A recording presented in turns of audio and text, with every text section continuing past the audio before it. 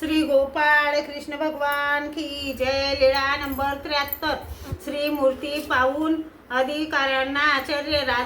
राजाच्या सैन्यातील काही अधिकारी जोगेश्वरीला आले तेव्हा सर्वज्ञ ओसरीत बसलेले होते। सर्वज्ञांना पाहून त्यांनी दंडोते घातले, श्रीचरणा लागले, विडा समर्पण केला। श्रीमूर्ती पाहतच होते, मग दंडोत करून निघाले, परंतु जावेसे वाटेना। सर्वज्ञ म्हणाला, साधे हो, तुम्हाला पैठणला जायचे आहे तर यांच्या सोबत जा।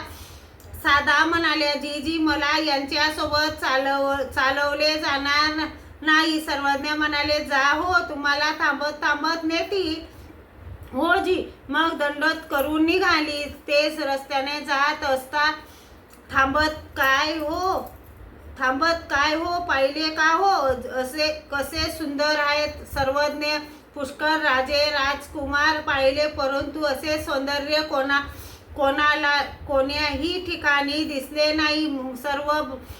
सर्व वह्या कागदपत्र राजाच्या स्वाधीन कराव्यात, बायांना पाठवावे माहेरी आणि खुशाल राहावे। सर्वज्ञांजवळ असे समाधानी व्हायचे व आश्चर्य करायचे, तोपर्यंत साधा येऊन पोचायची।